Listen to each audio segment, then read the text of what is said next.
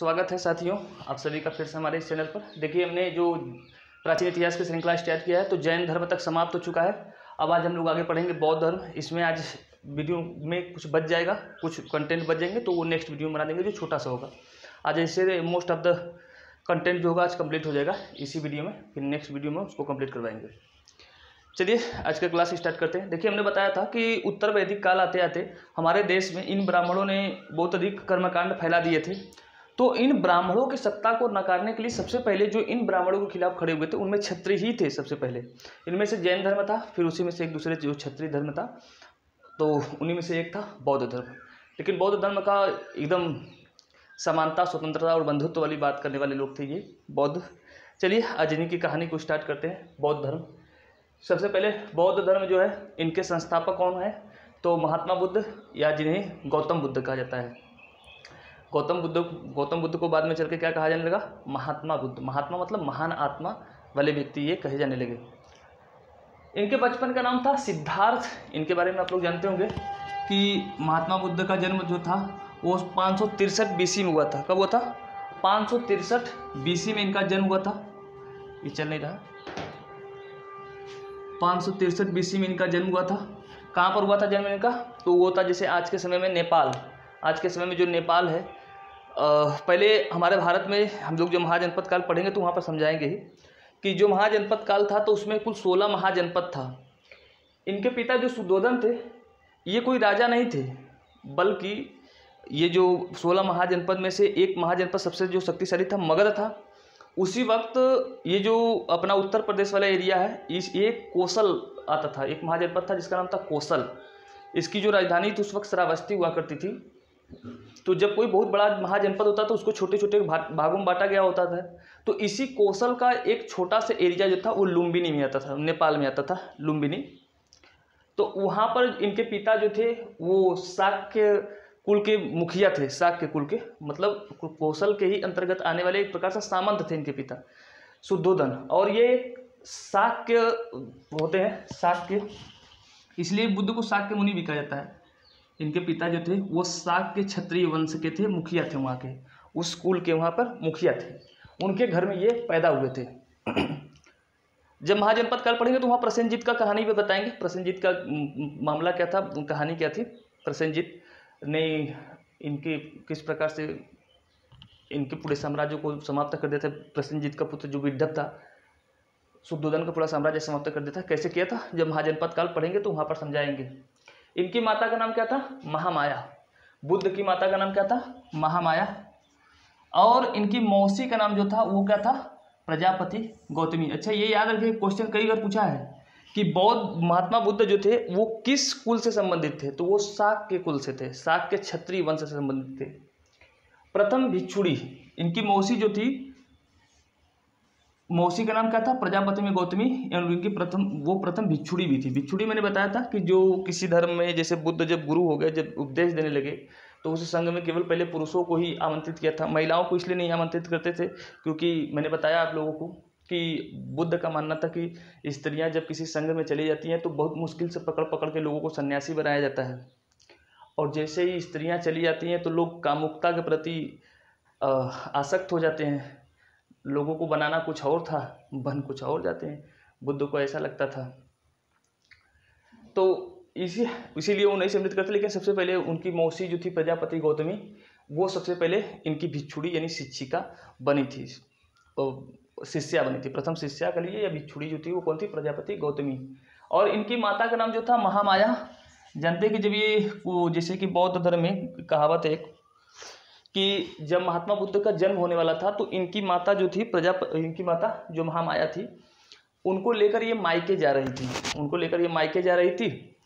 तो रास्ते में जाते वक्त एक वन जंगल पड़ता था, क्योंकि जंगली एरिया था तो वन पड़ता था। तो वन के पास एक पेड़ से इस प्रकार से खड़ी हो गई, तो उनकी कांख से पैदा हुए थे बुद्ध। ये बौद्ध धर्म में मानना है। ये तो मैंने जब सारनाथ म्यूजियम में गया था तो वहाँ पर एक गाइड था तो उसने बताया, और वो चित्र बना भी है पत्थर पे, कि बुद्ध जो है वो नेचुरली पैदा कांख से हुए हैं। जैसे कहा जाता है कि ईसा मसीह जो मरियम की हथेलियों से पैदा हुए थे, कर्ण जैसे महाभारत में कान से पैदा हुए, इसी प्रकार से इनके बारे में कहा जाता है। ऐसे बातें, इसे बकवास है ऐसे। लेकिन जब ये पैदा हुए तो इनकी माता महामाया कि देहांत हो गया। देहांत मतलब देह का अंत हो गया, देह का अंत हो गया।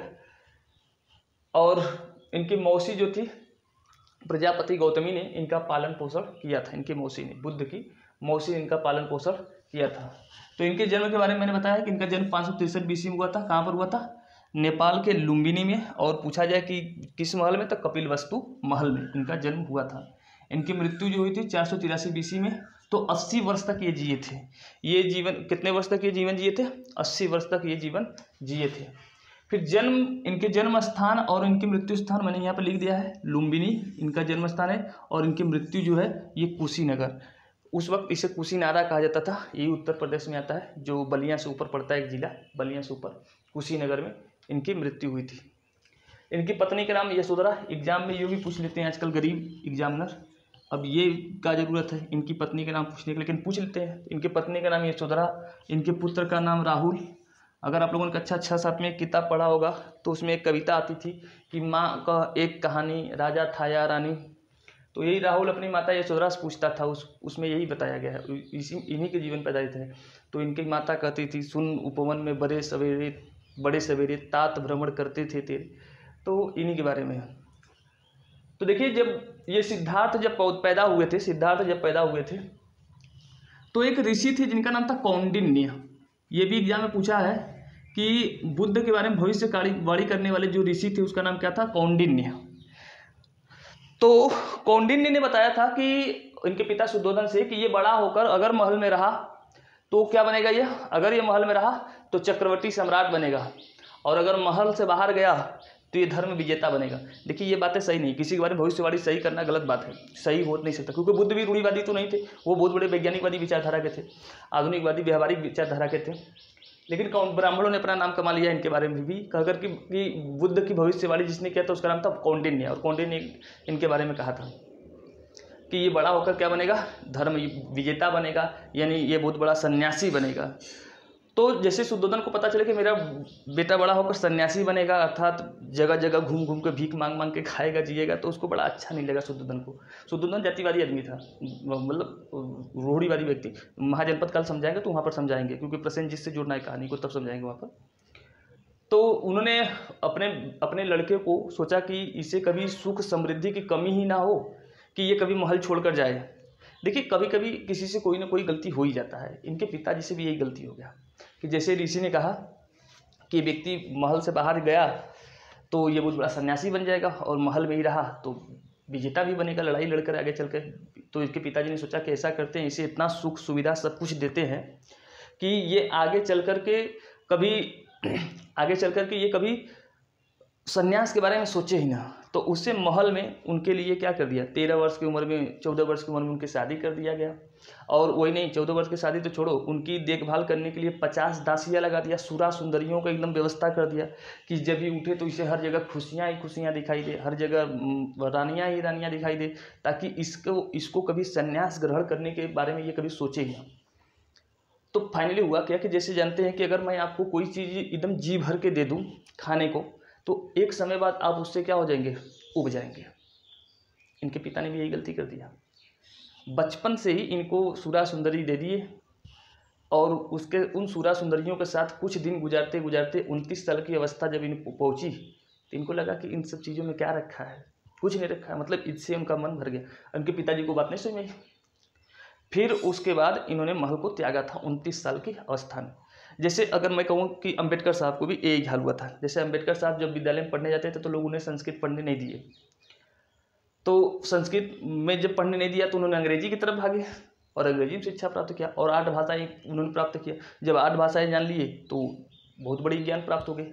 8 भाषाओं को जानना तो मतलब 8 भाषाओं के साहित्यों को भी आप जानेंगे, और 8 भाषाओं को जान करके 8 देशों का या 8 क्षेत्रों का आप क्या करेंगे, दिमाग अपने मन में अर्जित करेंगे। इसी प्रकार से अम्बेडकर को भी ज्ञान प्राप्त हुआ।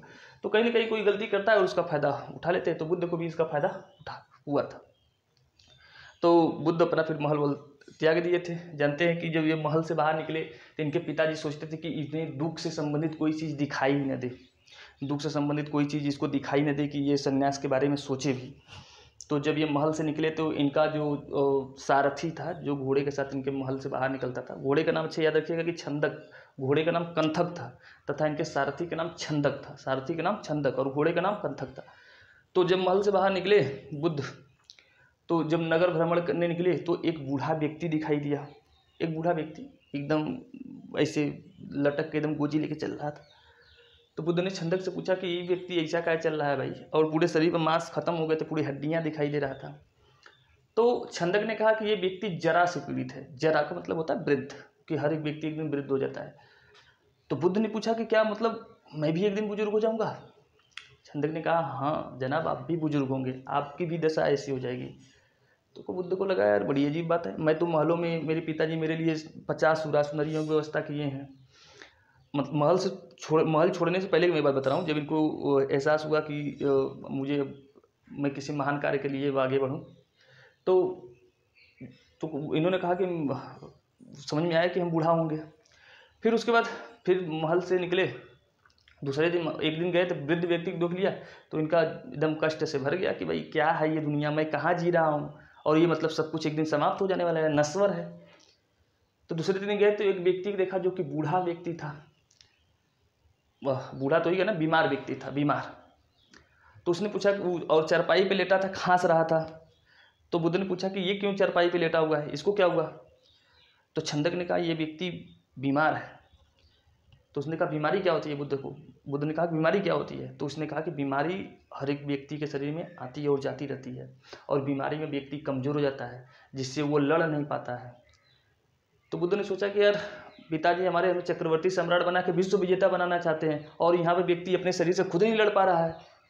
इसका मतलब कि ये सब बनावटी चीज़ें हैं, दूसरों से लड़ना, दूसरों की हत्या करना। खुद से विजेता बनिए, खुद से लड़िए। तो उस दिन भी उनका मूड खराब हुआ, उस दिन भी चले गए।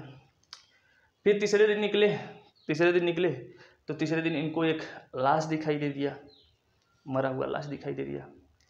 तो फिर पूछा कि छंदक से कि ये क्या है? तो छंदक ने बताया कि देखो भाई ये व्यक्ति अब मर गया है। तो उन्होंने कहा मृत्यु क्या होता है? तो उन्होंने कहा कि मृत्यु का मतलब वो होती है, एक ऐसी दशा होती है कि जिसमें हम अपनी चेतन अचेतन शरीर, मस्तिष्क, आँख, कान सब बेकार हो जाता है, सब बंद हो जाता है। अब किसी काम का कोई व्यक्ति नहीं बचता। अब इनका अंतिम देह संस्कार करना पड़ता है। देह संस्कार का मतलब कि अब इनकी इस धरती पर से इनकी अंत्येष्टि कर दी जाएगी, इनका अंत कर दिया जाएगा। बुद्ध को लगा तब मैं भी एक दिन जाऊँगा ऐसे। छंदक ने कहा हाँ, जो आया इस धरती पर उसे एक दिन जाना है। तो बुद्ध को समझ में आया कि यार बड़ी अजीब दुनिया, अभी मैं कहाँ जी रहा था, 29 साल मेरे गुजर गए और मैं अभी बस इन्हीं सुरा सुंदरियों में लगा हूँ। मतलब जीवन का तो कुछ महत्व नहीं, जैसे लगता मैं पैदा ही बस इसीलिए हुआ था। उनका मतलब एकदम अपने आप से ग्लानि महसूस होने लगी। फिर चौथे दिन निकले तो उनको एक दिन एक व्यक्ति मिल गया, एक ऋषि मिल गया जो कुछ लोगों को पढ़ा रहा था। सन्यासी था वो जो पढ़ा रहा था, शिक्षा दे रहा था लोगों को। तो बुद्ध ने छंदक से पूछा कि ये कौन सा व्यक्ति है, कपड़ा का इसी वेशभूषा पहना है जोगियों वाला? तो उसने कहा कि ये व्यक्ति सन्यासी है। तो कहा वो सन्यास का मतलब क्या होता है? तो उसने कहा सन्यास का मतलब होता है कि जो परिवार से सारे बंधनों से मुक्त होता है, जिसे न तो कोई दुख सताता है, ना ही उसे कोई सुख सताता है, वो व्यक्ति अपने ही जीवन में मस्त होता है। तो बुद्ध ने प्रण कर यार कि मैं अब सन्यासी बनूंगा। उस व्यक्ति को देखकर सन्यासी बना, और इसलिए उन्होंने फिर क्या किया, अपने महल को 29 वर्ष की अवस्था में त्याग दिया और फाइनली उस मार्ग पे निकल चुके, सत्य की खोज में कि सत्य क्या होती है, उस मार्ग पर निकल दिए। तो इस तरीके से इनकी कहानी है सन्यासी बनने तक की। तो पूछा जाता है एग्जाम में कि महात्मा बुद्ध के जीवन में वो कौन से 4 चीज़ें थे, वो जो 4 चीज़ें उन्होंने देखा था जिससे उनका जीवन बदल गया। तो याद रहे कि एक मृत व्यक्ति देखा था, एक बुजुर्ग व्यक्ति देखा था, एक बीमार व्यक्ति देखा था और एक सन्यासी। इन 4 व्यक्तियों से उनके जीवन पर क्या आया था, बदलाव आया था। चलिए अब आगे देखते हैं। तो घोड़ा, हमने कहा कि उनके घोड़े का नाम कंथक था, सारथी का नाम चन्ना या जिसे छंदक भी कहा जाता है, चन्ना कहा जाता है या फिर छंदक कहा जाता है। गृह त्याग किया था इन्होंने 29 वर्ष की अवस्था में, और जब इन्होंने गृह त्याग किया था इस घटना को कहा जाता है महाभिनिष्क्रमण। अगर कोई पूछे कि बौद्ध धर्म में गृह त्याग को क्या कहा गया है, तो महाभिनिष्क्रमण कहा गया है। बुद्ध का घर का त्याग करना क्या कहलाएगा, महाभिनिष्क्रमण। ऑप्शन देगा आपके पास, महाभिनिष्क्रमण, फिर देगा उसके बाद उसमें धर्म परिवर्तन, फिर देखा निर्वाण, महापरिनिर्वाण। तो समझ लीजिए कि जब इन्होंने घर छोड़ा था 29 वर्ष की अवस्था में, उसे कहा जाता है महाभिनिष्क्रमण। फिर ज्ञान प्राप्ति, महल छोड़ के निकले तो ये 6 साल तक ये क्या करते रहे, भटकते रहे। और जब ये भटकते रहे, दर बदर भटकते रहे, तो 6 वर्ष बाद इन्हें ज्ञान प्राप्त हुआ। और वो कहाँ पर, बिहार के बोधगया में निरंजना नदी के तट पर। उस नदी का नाम क्या था, निरंजना नदी। और उस पीपल, जिस वृक्ष के नीचे इनको ज्ञान प्राप्त हुआ था, उस वृक्ष का नाम था पीपल वृक्ष। अच्छा, इन्हें ज्ञान में क्या प्राप्ति हुआ था, तो मैंने बताया कि ज्ञान प्राप्ति का मतलब जब शुरू में इन्होंने अपना महल त्याग किया था 29 वर्ष की अवस्था में, तो सबसे पहले सोचा कि भाई हमें अगर सन्यासी बनना है, लोगों को उपदेश देना, तो कहीं ना कहीं उपदेश लेना ही पड़ेगा। तो ये उपदेश लेने के पास लिए पहुंचे थे अलार कलाम। सबसे पहला गुरु याद रखिएगा इनका कौन था, अलार कलाम। अलार कलाम के पास गए तो अलार कलाम ने कहा कि ऐसा करो ऐसा करो। फिर कुछ ब्राह्मणों के पास गए तो ब्राह्मणों ने कहा एक टांग पे खड़े होकर के हाथ ऊपर करके ओम ओम करते रहो। तो इन्होंने और उपवास रखे, तो इन्होंने एक बार एक उपवास रहा, 1 हफ्ते तक क्या किए, एक पैर पे खड़ा होकर के उपवास करके ओम कर रहे थे। बेचारे को पूरे ठटरी एकदम पूरे 206 हड्डियां दिखाई देने लगी, मरने के कगार में पहुंच गए। तो उस वक्त एक महिला थी, एक कन्या थी, जिसका नाम था सुजाता। इस सुजाता ने इनको ले जाकर खीर खिलाया था, बुद्ध को लाकर खीर खिलाया था। तो पहले जब बुद्ध निकले थे अज्ञान मार्ग पर, तो सबसे पहले उनके साथ 5 ब्राह्मण थे। जब वो खीर खिला रही थी रात को, मतलब एकदम सोची, वो सुजाता ने सोची कि अभी मरी जाएंगे बुद्ध जी। तो वो 5 जो इनके उन खिलाते वक्त उन 5 ने देख लिया और बुद्ध पे आरोप लगा दिया कि ये व्यक्ति बदमाश हो गया है। ये व्यक्ति तो अब अभी महल में 50 सुंदरियां कम है इसके लिए, अभी इसे और सुंदरियां चाहिए। बुद्ध के बारे में खूब अनाप शनाप आरोप लगाकर उन 5 ब्राह्मण ने बुद्ध का साथ छोड़कर चले गए। तो इस सुजाता का नाम है, जिसने बुद्ध को खीर खिलाया था, सुजाता। फिर उसी रात उनको ज्ञान प्राप्त हुआ था। तो कहा जाता है कि किसकी खीर खिलाने से बुद्ध को ज्ञान प्राप्त हुआ था, तो सुजाता के कहा जाता है, माना जाता है कि जिस दिन जो ब्राह्मण 5 छोड़ के चले गए थे, और इन्हीं 5 ब्राह्मणों को बाद में आकर सारनाथ में बुद्ध ने उपदेश दिया था। वो जो 5 ब्राह्मण इनको आरोप लगाकर चले गए थे, जब विज्ञान प्राप्त हुआ उसी रात मतलब आगे चल के कुछ रात बाद ज्ञान प्राप्त हुआ, तो आकर उन्हीं ब्राह्मणों को बाद में ज्ञान दिया था बुद्ध ने।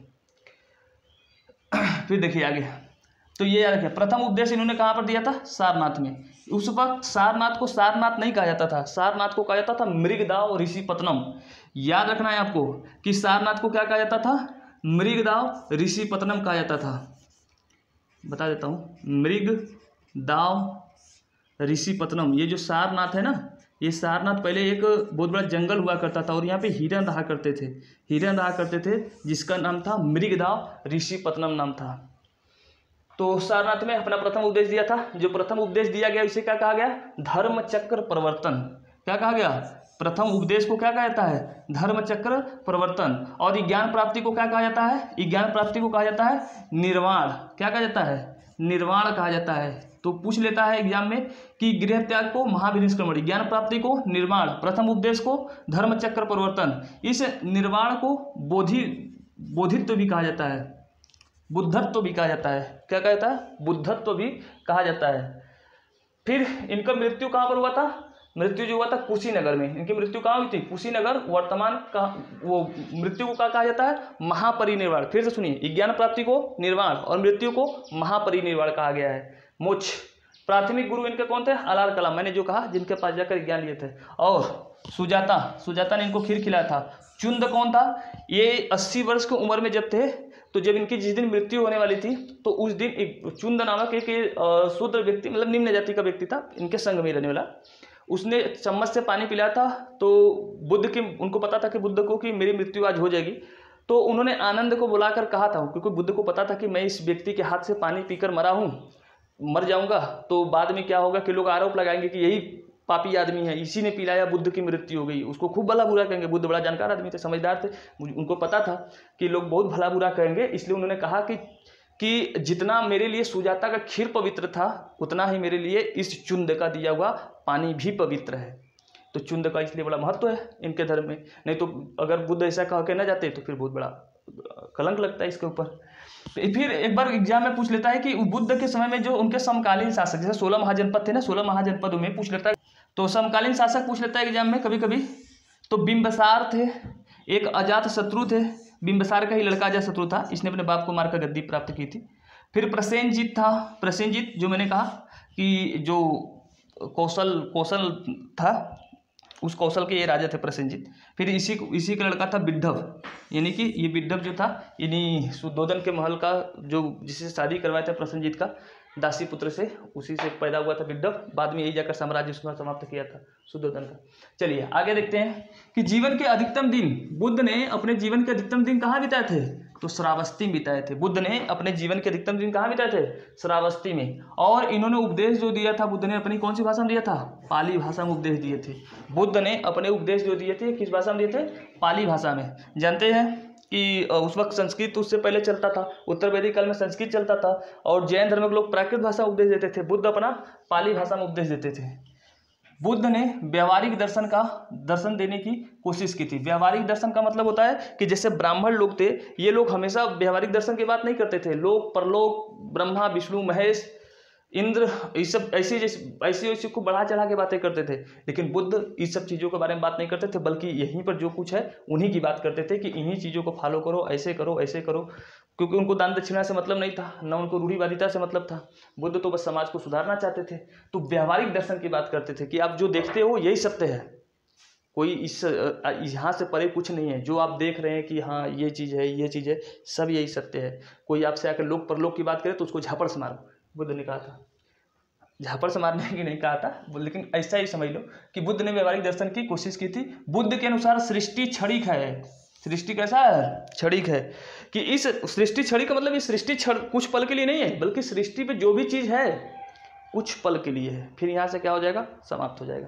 जैसे ब्राह्मण लोगों को मूर्ख बनाते थे कि देखो यहाँ पर जो चीज़ है, आप मर जाएंगे तो आप मरे हैं, मतलब आप मरे, आपकी आत्मा जीवित है, लेकिन आपका शरीर, इस शरीर का अंत हुआ है, जिसे कहता है देहांत। हिंदू ब्राह्मण धर्म में देहांत का मतलब होता है कि सिर्फ शरीर का अंत हुआ है, बाकी आत्मा नहीं मरी है, आत्मा जीवित है। इसलिए शोक संदेश देते हैं कि अगर इस आत्मा को शांति देना है, मोक्ष देना है, तो ब्राह्मणों को दान कराओ, ब्रह्म भोज कराओ, ब्राह्मण भोज कराओ, फिर इनके लिए वो क्या बोलते हैं पिंडदान कराओ।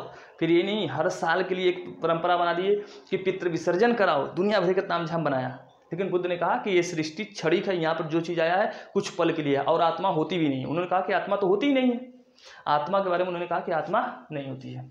ठीक है, तो आत्मा को उन्होंने, देखिए बुद्ध के अनुसार सृष्टि क्षणिक है, दुखमय है, और संसार में क्या है, दुखमय है। क्योंकि इनको दुख तो पता नहीं था। जब इन्होंने महल छोड़ा तो इनको पता चला कि दुख होता है, तब इनको पता चला कि संसार तो दुखों से भरा है। तो इन्होंने कहा इस सृष्टि में जो भी चीज़ आया है सब क्षणिक है, कुछ पल के लिए है, और फिर यहाँ से क्या हो जाएगा, समाप्त। अगर आपके मन में दुख है, तकलीफ है, या कुछ धरती पर कुछ भी आया है, कोई भी व्यक्ति आया है, तो कुछ पल के लिए आया है, न कि हमेशा के लिए आया है, और दुखमय है और आत्माहीन है। और इस सृष्टि में आत्मा आत्मा कुछ भी नहीं है। उन्होंने कहा कि बंद करो, ये ब्राह्मणों से कह दो कि आत्मा आत्मा बंद करो, आत्मा आत्मा कुछ नहीं होती है, झूठे ही मूर्ख बनाए रखे हैं। तो बस वही बात है, इन्होंने कहा आत्मा नहीं होती, मतलब इन्होंने आत्मा को अस्वीकार कर दिया था, लेकिन पुनर्जन्म एवं कर्म सिद्धांत में विश्वास करते थे। इनका मानना था कि व्यक्ति का पुनर्जन्म होता है, लेकिन आत्मा के थ्रू नहीं होता है। कर्म सिद्धांत का मतलब है कि हमें इस सृष्टि में जो कुछ भी मिलता है, हम जितना कर्म करेंगे हमारे कर्म की वजह से ही हमें मिलता है, और कोई भाग्य से नहीं मिलता है, कर्म की वजह से। मतलब कि अगर मेरा अगला जन्म हुआ है, तो जैसे कि मान लीजिए कि मैंने इस जन्म में पाप किए 50, जैसे मान लीजिए मैंने 50 किए, पाप 50 किए और पुण्य 60 कर दिए, तो इसका मतलब है कि ये 10 एक्स्ट्रा है ना मेरे पास, अब पुण्य 10 मेरा एक्स्ट्रा है, तो ये 10 पुण्य जो एक्स्ट्रा है, तो इसके लिए मुझे धरती पर इसको बैलेंस करने के लिए, मोक्ष का मतलब क्या होता है, मोक्ष का मतलब कि आपके पाप और पुण्य क्या होने चाहिए, 50-50 होने चाहिए। लेकिन अब इन दोनों में से कोई कम बेसी हो गया, जैसे मान लीजिए कि पाप अगर 70 हो गए और पुण्य जो हो गए 50 हो गए, तो इन दोनों को बैलेंस करने के लिए आपका पुनर्जन्म होगा। ये कर्म सिद्धांत। कर्म सिद्धांत का मतलब आपके जो पाप है और जो आपके पुण्य है ये बैलेंस होने चाहिए, तब तो आपको मोक्ष मिलेगा। अगर आपके ये पाप पुण्य अगर बराबर नहीं है तो आपको मोक्ष नहीं मिलेगा। तो बुद्ध का कहना है कि इनको मतलब कि बौद्ध धर्म में कहना है कि जो व्यक्ति अच्छा कर्म करेगा तो उस पुण्य का काम किया, और पुण्य का काम करेगा तो उसका जो पुण्य किया तो उसका सुख तो उसे मिलना होगा ना। लेकिन होगा कि व्यक्ति ने बहुत अच्छा काम किया और पहले ही टपक गया, तो इसका मतलब है कि व्यक्ति जो अच्छा कर्म किया उसके लिए फिर से जन्म लेगा। यही है कर्म सिद्धांत, कि आप कर्म के हिसाब से चलता है। तो इन्होंने इसीलिए कहा था कि पुनर्जन्म एवं कर्म सिद्धांत पे ये विश्वास रखते थे बुद्ध। ठीक है, पहली बार आप बहुत लोगों को समझ में आएगा, जो लोग वीडियो पहली बार देखेंगे ना, ये बहुत लोगों को आज तक नहीं समझ में आया। बहुत लोगों को मैं बता रहा हूँ कि एंशिएंट हिस्ट्री में बहुत लोग पढ़ते हैं, बहुत लोगों को नहीं समझा कि कर्म सिद्धांत क्या होता है, पुनर्जन्म सिद्धांत क्या है। तो बुद्ध का कर्म सिद्धांत और पुनर्जन्म सिद्धांत तो यही है कि पाप और पुण्य, अगर पाप आपके बढ़ गए हैं, पुण्य तो आप एक धरती पर दूसरा जन्म लेंगे जो आपने एक्स्ट्रा पाप किए उसको भोगने के लिए, बैलेंस करने के लिए, ठीक है। तो इसलिए ये है सिद्धांत। फिर बौद्ध धर्म के त्रिरत्न, बौद्ध धर्म के जो त्रिरत्न है, बुद्धम धम्मम संघम। जैसे मैंने बताया था कि जैन धर्म के 3 थे, सम्यक दर्शन, सम्यक आचरण, सम्यक ज्ञान, 3 थे ना। इसी प्रकार से बौद्ध धर्म में त्रिरत्न है, बुद्धम धम्मम संघम। सुना भी होगा कि बुद्धम धम्मम संघम गच्छामि, ये जो सुना ये 3 रत्न है इसके। फिर 4 आर्य सत्य बताया था बुद्ध ने 4 आर्य सत्य बताया था। आर्य का मतलब जानते हैं ना, सर्वश्रेष्ठ सत्य बताया था इन्होंने। 4 श्रेष्ठ सत्य बताया था कि संसार में दुख है। सबसे पहले तो इन्होंने कहा कि संसार में क्या है भाई, दुख है, और दुख कई कारणों से, कोई बीमारी से दुख से ग्रसित है, तो कोई बुजुर्गियत से दुख से ग्रसित है, तो कोई किसी के मरने पर दुख से ग्रसित है, तो कोई किसी न किसी कारण से ग्रसित है, दुखों से भरा है। ये संसार क्या है, दुखों से भरा है। और अगर संसार दुख से भरा है तो इस दुखों को सुधारने के लिए कोई न कोई क्या होगा, कारण भी है। इस दुख के क्या है, कोई ना कोई कारण भी है। और दुख का कारण इन्होंने सबसे बड़ा बताया था कि सबसे बड़ा जो कारण है वो है लोभ, लालच, मोह, माया। अगर आपने अपने मन से लोभ, मोह, माया, लालच हटा दिया, जैसे मान लीजिए कि अगर आप तैयारी कर रहे हैं, आपको अभी दुख तकलीफ इसलिए लग रहा होगा क्योंकि आपको लगता है कि तैयारी करना है और पढ़ाई करनी है, क्योंकि आपको कोई ना कोई नौकरी करना है, तो आपके मन में जो नौकरी है यही लालच है, यही आपके दुख का कारण है। ऐसा मत बन जाना, ये वाला बात बुद्ध का सुन के ऐसा मत बन जाना कि तैयारी छोड़ दें कि अरे लालच छोड़ दे तो दुख से मुक्ति हो जाए। ऐसा बन गया तब तो फिर घर में मारो खाओगे। तो बुद्ध का कहना था कि दुख का कारण क्या है, लोभ, लालच, मोह, माया, ये सब चीज़ें। तो फिर उसके बाद कहा कि अगर संसार में दुख है तो दुख के कारण है और इसके निवारण हैं। और इन्होंने कहा कि अगर इस दुखों से, अगर इन पापों से आपको मुक्त होना है तो आपको इसके लिए 8 मार्ग ढूंढने हैं। मतलब मेरे बुद्ध ने 8 मार्ग बताया और कहा कि मेरे अगर आप इन 8 मार्गों को फॉलो करेंगे तो आपको निश्चित रूप से दुख से मुक्ति मिलेगी। ये बात बुद्ध ने समझाया था। वो 8 मार्ग क्या है मैं वो समझा देता हूँ, जिसे अष्टांगिक मार्ग कहा गया। अष्टांगिक मतलब 8 मार्ग बताया था। इन्होंने कहा सम्यक दृष्टि। सम्यक का मतलब होता है सिंपल कि उचित दृष्टि। अपने शिष्यों से कहा कि देखो भाई, अगर तुम लोगों को इस संसार में दुख है और दुख के कारण है, दुख के निवारण है, अगर इनसे मुक्त होना है तो ये 8 मार्गों में पहला मार्ग है सम्यक दृष्टि। आप किसी भी व्यक्ति को या किसी भी पुरुष को, किसी भी महिला को आप देखें तो अपनी दृष्टि को उचित नज़र से बना कर रखें। नहीं तो क्या हुआ कि आप कहीं पर उपदेश देने गए और किसी की खूबसूरत पत्नी को देख लिया और आपकी दृष्टि उचित नहीं है तो आप लगे उसी को देखने। क्या हुआ कि बाद में गए थे आप उपदेश देने और उपदेश लेके आ गए, सीख के आ गए। तो इसलिए बुद्ध ने कहा था कि सबसे पहली बात तो आप सम्यक दृष्टि, उचित दृष्टि बनाए रखें। किसी के धन दौलत, महिला, पति पत्नी, इन सबको देखकर मन में लालच मत लाओ। मतलब दृष्टि को उचित बनाए रखो, लालच से भरा हुआ दृष्टि मत बनाओ। ये बात कहा था, पहला उपदेश। दूसरा कहा सम्यक संकल्प। सम्यक मतलब फिर मैंने कहा उचित, कि आप एक ऐसी संकल्प कीजिए। संकल्प जैसे होता है ना, बहुत लोग कहते हैं कि मैं उसे बर्बाद कर दूंगा। ऐसे लोगों से आप जान लीजिए कुछ किसी को बर्बाद नहीं कर पाएगा। अगर किसी की संकल्पना या जो संकल्प है इतनी ही जबरदस्त होती तो वो बचपन में कोई संकल्प करके पढ़ाई करके IAS नहीं बन जाता। ऐसा तो नहीं हो सकता ना। तो उन्होंने कहा कि संकल्प आप वही वाला लीजिए जो क्या हो, उचित हो। अब नहीं कि महामहिम भीष्म पितामह की तरह कह लीजिए कि मैं पिता की खुशी के लिए आजीवन ब्रह्मचर्य जीवन व्यतीत करूँगा। ऐसा संकल्प भी मत कीजिए। संकल्प आप उचित संकल्प लीजिए जो आपके लिए संभव हो, जो कर सके, जिनका पालन कर सके, आप ऐसा संकल्प लीजिए। ऐसा संकल्प नहीं कि आप हवाबाजी कर लें। बुद्ध ने कितनी अच्छी बातें कह दी। फिर तीसरा था सम्यक भाषा। आप उचित भाषा का प्रयोग कीजिए। किसी को गाली मत दीजिए, किसी को ऐसा नहीं कि आप जा रहे हैं तो उसको अनाप शनाप बकते हुए जा रहे हैं। उचित भाषा का प्रयोग कीजिए, यानी सम्यक भाषा का उपयोग कीजिए। फिर सम्यक संकल्प, 2 बार हो गया का सम्यक संकल्प, तो 1 2 3 4 5 6 7। अच्छा, सम्यक संकल्प 2 बार हो गया है। ठीक है, अभी एक छूटा है, बता देते हैं। फिर एक है सम्यक कर्म। देखिए, एक है सम्यक प्रयत्न है। यहाँ पर सम्यक संकल्प नहीं, सम्यक प्रयत्न है। प्रयत्न का मतलब है कि हम कोशिश करना, कि हम सभी को उचित प्रयास करना चाहिए। जैसे उचित प्रयास का मतलब हुआ, जैसे मान लीजिए कि किसी ने आपको कह दिया कि देखिए आपको पहाड़ पे चढ़ना है, हिमालय पे ले गया और कहा आपको हिमालय पे चढ़ना है, और खूब आपको चढ़ा बढ़ा दिया कि दे आप चल के दिखाइए। तो अब ऐसा मत कीजिए कि आप झूठा ही प्रयास करना जारी कर दिए, अब जानते कि नहीं चढ़ पाएंगे। तो मतलब आप जैसे बहुत लोग बहुत बड़ी बड़ी बातें कर देते हैं और उसके लिए प्रयास लेकिन नहीं करते हैं, तो आप वही प्रयास कीजिए जो उचित हो। अनजाने घरे में ढिलना मारने से कुछ होगा नहीं, प्रयास ऐसा कीजिए जो संभव हो, ऐसे प्रयास करने चाहिए, यानी कि सम्यक प्रयत्न करें, सम्यक कर्म। सम्यक कर्म का मतलब उचित कर्म करना चाहिए। उचित कर्म का मतलब जैसे कि उस वक्त ब्राह्मण क्षत्रिय वैश्य शूद्र वाले करके सब बातें कह करके लोगों को ऊंचा नीचा इसे बनाते थे, तो उन्होंने कहा था कि देखो भाई, किसी व्यक्ति को न छोटा समझो, न किसी व्यक्ति को ऊंचा, न किसी को नीचा, किसी को मतलब भेदभाव मत करो, सम्यक कर्म करो, एक ऐसा उचित कर्म करो कि किसी को इससे बुरा भला न लगे। फिर सम्यक निर्वाह। निर्वाह का मतलब एक ऐसा जीवन यापन करो जो उचित हो, एकदम पापियों जैसा जीवन मत जियो, ऐसा नहीं कि किसी का एकदम बर्बाद करके अपने खुश रहो, ऐसा वाला नहीं। उचित निर्वाह जीवन ऐसे जियो। लालच लोभ किसी को चोरी करके मत जीवन जियो, कमाई करो, कमा के अपने से मेहनत से उससे कमाओ खाओ, ये कहा था। फिर सम्यक भाव। सम्यक भाव का मतलब है सभी के प्रति मन में अपने उचित भाव रखो, किसी को छोटा बड़ा ऊंच नीच छूत अछूत मत समझो, उचित भाव सबके प्रति रखो, अमीर गरीब सबके लिए। फिर सम्यक ध्यान। सम्यक ध्यान मतलब उचित ध्यान, ऐसा नहीं कि जैसे आप ध्यान का मतलब जैसे आंख बंद करके जब भी आप किसी समस्या के बारे में सोचे तो उस समस्या के बारे में खूब अच्छे से सोचे। ये नहीं कि आप समस्या देख रहे, जैसे कि उस वक्त के जो राजा लोग थे आंख बंद कर लेते थे तो नगर में क्या क्या समस्या उस पर ध्यान नहीं देती थी, ये पता लगाते थे कि किसके घर में, जैसे पढ़ेंगे हम लोग बिंबिसार का, तो बिंबिसार कई रानियां रखा था, 600-700 रानियां, वो बस आंख बंद करता था तो यही पता करता था कि किसकी किसकी रानी बढ़िया है, किसके घर में कन्या हो गई है, किसके घर में नहीं हुई है, नगर में कौन बढ़िया है, बस उसी का ध्यान लगा था। तो वो भी आखिर में आकर बुद्ध का शिष्य बना था, बुजुर्ग हो गया था। तो बुद्ध ने कहा था कि समझाया था कि देखो जब भी ध्यान मग्न हो उचित एकदम दृष्टि बना कर रखो।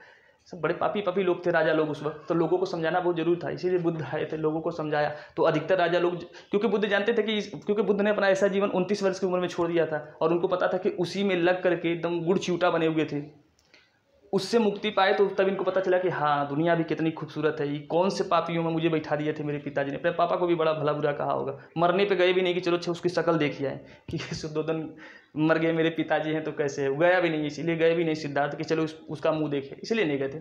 चलिए अच्छा, फिर एक वीडियो और इसमें बचा है तो वो वीडियो कंप्लीट करा देंगे। जो लोग जुड़े रहे सभी को धन्यवाद और गुड बाय।